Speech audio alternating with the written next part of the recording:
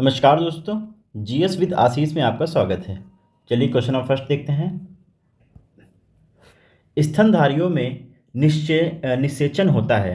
स्तनधारियों में निषेचन होता है, किसमें होता है?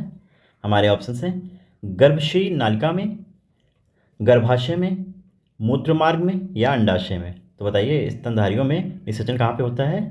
तो ये होता है गर्भाशयी नालिका में। ठीक है, अगला क्वेश्चन देखते हैं। चमगादड़ निम्नलिखित में से किस वर्ग में रखा जाता है? चमगादड़ किस वर्ग में रखा जाता है? इनमें से चलिए देखते हैं। हमारे ऑप्शंस हैं सरीसृप, पक्षी, स्तनधारी या जल स्थलचर। तो बताइए चमगादड़ निम्नलिखित में से किस वर्ग में रखा जाता है? तो ये रखा जाता है स्तनधारी में। ठीक है, अगला क्वेश्चन देखते हैं। एंजाइम होते हैं, एंजाइम क्या होते हैं? चलिए देखते हैं। हमारे ऑप्शंस हैं सूक्ष्म जीवाणु, प्रोटीन, फफूंदी या अर्कार्बनिक यौगिक। तो बताइए एंजाइम क्या होते हैं? ये होते हैं प्रोटीन। ठीक है, ऑप्शन बी। अगला क्वेश्चन देखते हैं। रिएक्टर स्केल निम्नलिखित में से किसके मापन में प्रयुक्त होता है? रिएक्टर स्केल निम्नलिखित में से किसके मापन में प्रयुक्त होता है? हमारे ऑप्शंस हैं वायु की गति, शरीर का ताप, भूकंप की तीव्रता या सागर की गहराई। तो बताइए रिएक्टर स्केल किसके मापन में प्रयुक्त होता है? तो ये होता है भूकंप की तीव्रता मापने में। ठीक है, अगला क्वेश्चन देखते हैं। वनस्पति तेल के हाइड्रोजनीकरण में प्रयुक्त उत्प्रेरक हैं, कौन से हैं? चलिए देखते हैं। लोहा, प्लेटिनम, तांबा या निकेल। तो बताइए इसका सही उत्तर क्या होगा? वनस्पति तेल के हाइड्रोजनीकरण के में प्रयुक्त उत्प्रेरक कौन से हैं? तो वो है निकेल। ठीक है, अगला क्वेश्चन देखते हैं। सफ़ेद रक्त कणिकाओं का मुख्य कार्य है, क्या मुख्य कार्य सफ़ेद रक्त कणिकाओं का? चलिए देखते हैं। हमारे ऑप्शंस क्या कहते हैं। शरीर में उत्पादित हानिकारक उत्सर्जी पदार्थों को नष्ट करना, ऊष्मा को वितरित करना, रक्त का थक्का बनाने में मदद करना या जीवाणुओं को नष्ट करना। तो बताइए इसका सही उत्तर क्या होगा? सफ़ेद रक्त कणिकाओं का क्या मुख्य कार्य है? इसका मुख्य कार्य है जीवाणुओं को नष्ट करना। ठीक है, अगला क्वेश्चन देखते हैं। पत्तियां हरी दिखाई देती हैं क्योंकि वे हरे प्रकाश का अवशोषण करती हैं, हरे प्रकाश को परावर्तित करती हैं, हरे प्रकाश का अवशोषण और उसका परावर्तन भी करती हैं, या इनमें से कोई नहीं। तो बताइए हरी पत्तियां दिखाई क्यों देती हैं हमें? क्योंकि वे हरे प्रकाश को परावर्तित करती हैं। ठीक है, ऑप्शन बी इंपॉर्टेंट क्वेश्चन है, जरूर पढ़ लीजिएगा आप लोग। अगला क्वेश्चन देखते हैं। लंबे पौधों में जल को ऊपर खींचने में सबसे आवश्यक बल होता है, वह बल कौन सा होता है? चलिए देखते हैं। विद्युत चुंबकीय बल, जल का सलांगी बल, परावर्ती बल या अंतःशोषणी बल। तो बताइए लंबे पौधों में जल को ऊपर खींचने में सबसे आवश्यक बल कौन सा होता है? तो वो होता है जल का सलांगी बल। ठीक है, अगला क्वेश्चन देखते हैं। निम्नलिखित प्रोटीनों में से कौन सा ऐसा है जो अधिकांश विषाणुओं के लिए प्रभावी है? ऐसा कौन सा प्रोटीन है जो अधिकांश विषाणुओं के लिए प्रभावी है? हमारे ऑप्शंस हैं ग्लूटामिन, इंटरफेरॉन, केसीन या इनमें से कोई नहीं। तो बताइए इसका सही उत्तर क्या होगा? इसका सही उत्तर है ऑप्शन बी इंटरफेरॉन। ठीक है, अगला क्वेश्चन देखते हैं। निम्नलिखित में से किस पौधों में लैक्टस नहीं पाया जाता? किन पौधों में लैक्टस नहीं पाया जाता है? हमारे ऑप्शंस हैं पपीता, बरगद, अक या मदार या नीम। तो बताइए किन पौधों में लैक्टस नहीं पाया जाता है? इसका सही उत्तर है ऑप्शन डी, नीम में लैक्टस नहीं पाया जाता है। ठीक है, अगला क्वेश्चन देखते हैं। हृदय की धड़कनों को अंकित करने वाले उपकरण को कहते हैं, क्या कहते हैं? चलिए देखते हैं। कार्डियोग्राफ, कैस्कोग्राफ, किस्कोग्राफ या सिस्मोग्राफ। तो बताइए इसका सही उत्तर क्या होगा? इसका सही उत्तर होगा ऑप्शन ए, कार्डियोग्राफ कहते हैं। ठीक है, हृदय की धड़कनों को अंकित करने वाले उपकरण को क्या कहते हैं? कार्डियोग्राफ। अगला क्वेश्चन देखते हैं। एक ज्योडेसी उपग्रह अध्ययन करता है, किसका अध्ययन करता है? हमारे ऑप्शन से पृथ्वी की आयु का, पृथ्वी के भूगर्भीय स्रोत का, बादलों की गति का या पृथ्वी का आकार का। तो बताइए एक ज्योडेसी उपग्रह अध्ययन किसका करता है? ये अध्ययन करता है पृथ्वी के आकार का। ठीक है, अगला क्वेश्चन देखते हैं। वाहनों के इंजन को ठंडा करने वाले उपकरण को कहते हैं, क्या कहते हैं? हमारे ऑप्शंस हैं रेफ्रिजरेटर, रेडिएटर, कार्बोरेटर या जीएम काउंटर। तो बताइए, वाहनों के इंजन को ठंडा करने वाले उपकरण को क्या कहते हैं? इसको कहते हैं रेडिएटर। ठीक है, अगला क्वेश्चन देखते हैं। निम्नलिखित में से कौन सा रोग सबसे घातक है? सबसे घातक है, चलिए देखते हैं हमारे ऑप्शंस क्या कौन से हैं।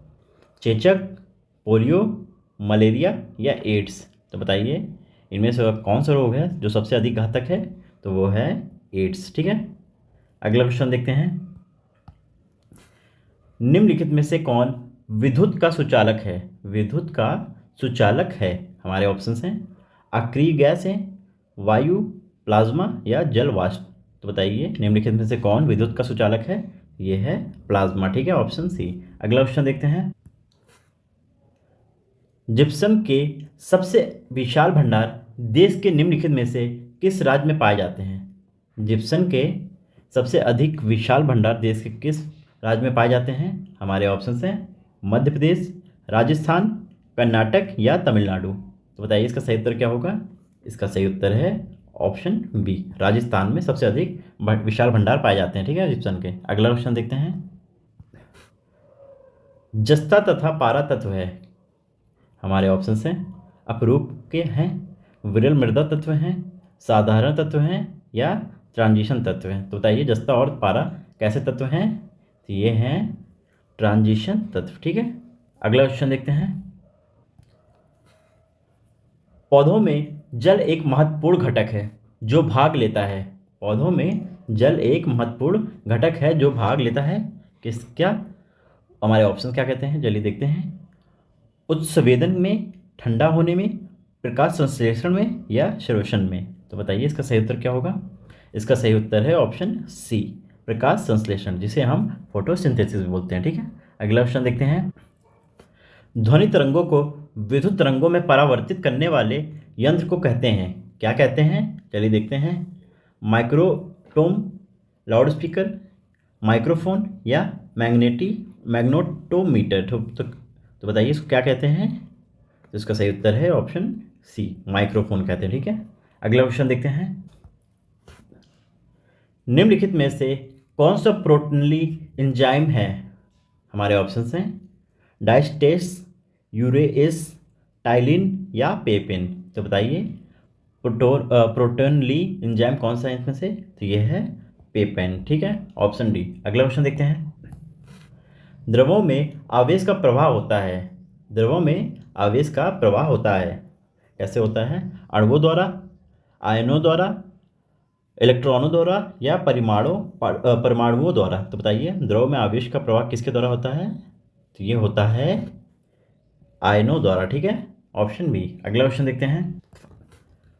डोलोमाइट का महत्वपूर्ण उपयोग किसके उद्योग में होता है? डोलोमाइट का महत्वपूर्ण उपयोग किस उद्योग में होता है? हमारे ऑप्शंस हैं सीमेंट उद्योग, इस्पात तथा संबंधित उद्योग, निर्माण कार्यों में या उर्वरक उद्योग में। तो बताइए डोलोमाइट का महत्वपूर्ण उपयोग किस उद्योग में होता है? जिसका महत्वपूर्ण उपयोग होता है इस्पात तथा संबंधित उद्योग में। ठीक है, अगला क्वेश्चन देखते हैं। वह गैस कौन सी है जो अक्रिय होते हुए भी स्थायी नहीं है? हमारे ऑप्शंस क्या कहते हैं? हीलियम, रेडॉन, नाइट्रोजन या जीनॉन। तो बताइए इसका सही उत्तर क्या होगा? इसका सही उत्तर है ऑप्शन बी, ये है रेडॉन। ठीक है, अगला क्वेश्चन देखते हैं। कोशिका में माइटोकॉन्ड्रिया पाए जाते हैं, कहाँ पाए जाते हैं? केंद्रिक में, कोशिका द्रव्य में या कोशिका भित्ति में। तो बताइए कोशिका में माइटोकॉन्ड्रिया कहाँ पाए जाते हैं? ये पाए जाते हैं कोशिका द्रव्य में। ठीक है, अगला क्वेश्चन देखते हैं। गेहूं के दानों में पाई जाने वाली प्रोटीन को कहते हैं, गेहूं के दानों में पाई जाने वाली प्रोटीन को हम क्या कहते हैं? चलिए देखते हैं। एल्बुमिन, ग्लोबुलिन, ग्लूटेनिन या हिस्टोनिन। तो बताइए गेहूं के दानों में पाई जाने वाली प्रोटीन को हम क्या कहते हैं? तो इन्हें कहते हैं ग्लूटेन। ठीक है, ग्लूटेनिन टेलिन। ठीक है, अगला क्वेश्चन देखते हैं। विभव प्रवणता जिसे हम पोटेंशियल ग्रेडियंट का मापक होता है, बताइए क्या होता है? कूलम, ओम सेमी, वोल्ट सेमी या एम्पियर? तो बताइए पोटेंशियल ग्रेडियंट का मापक क्या होता है? इसका मापक होता है ओम सेमी। ठीक है, अगला क्वेश्चन देखते हैं। न्यूट्रॉन तथा प्रोटॉन की संख्याओं के योगफल को कहते हैं, क्या कहते हैं? न्यूट्रॉन और प्रोटॉन की संख्याओं के योगफल को क्वांटम संख्या, परमाणु संख्या, द्रव्यमान संख्या या एवोगाद्रो संख्या? तो बताइए क्या कहते हैं इन्हें? इन्हें हम कहते हैं द्रव्यमान संख्या। ठीक है, अगला क्वेश्चन देखते हैं। निकोटिन पदार्थ किस पौधे में पाया जाता है? निकोटिन पदार्थ किस पौधे में पाया जाता है? हमारे ऑप्शंस हैं तंबाकू में, सिनकोना में, बेलेडोना में या सर्पगंध में? तो बताइए किस में पाया जाता है निकोटिन? तो ये पाया जाता है तंबाकू में। ठीक है, इंपॉर्टेंट क्वेश्चन है, जरूर पढ़ लीजिएगा आप लोग। अगला क्वेश्चन देखते हैं। पोलियो रोग किस वर्ग के रोगाणु द्वारा होता है? पोलियो रोग किस वर्ग के रोगाणु द्वारा होता है? हमारे ऑप्शंस हैं विषाणु से, जीवाणु से, कवक से या शैवाल से? तो बताइए इसका सही उत्तर क्या होगा? इसका सही उत्तर है ऑप्शन ए, विषाणु से। ठीक है, अगला क्वेश्चन देखते हैं। निम्नलिखित में से किस पौधे की जड़ों पर ग्रंथियां पाई जाती हैं? किस पौधों की जड़ों पर ग्रंथियां पाई जाती हैं? हमारे ऑप्शंस हैं आलू, टमाटर, मक्का या मटर? तो बताइए इसका सही उत्तर क्या होगा? किस पौधे की जड़ों पर ग्रंथियां पाई जाती हैं? इसका सही उत्तर है ऑप्शन डी, मटर पे। ठीक है, अगला क्वेश्चन देखते हैं। टाइफाइड तथा पेचिस रोग फैलते हैं, कैसे फैलते हैं? चलिए देखते हैं। वायु प्रदूषण से, जल प्रदूषण से, स्थलीय प्रदूषण से या रेडियोधर्मी प्रदूषण से? तो बताइए टाइफाइड तथा पेचिस रोग कैसे फैलते हैं? ये फैलते हैं जल प्रदूषण से। ठीक है, अगला क्वेश्चन देखते हैं। निम्नलिखित में से कौन सा C4 पौधा है? कौन सा C4 पौधा है? हमारे ऑप्शंस हैं मटर, नारियल, मक्का या पीपल का? तो बताइए इनमें से कौन सा C4 का पौधा है? इसका सही उत्तर होगा ऑप्शन सी, मक्का एक C4 पौधा है। ठीक है, अगला क्वेश्चन देखते हैं।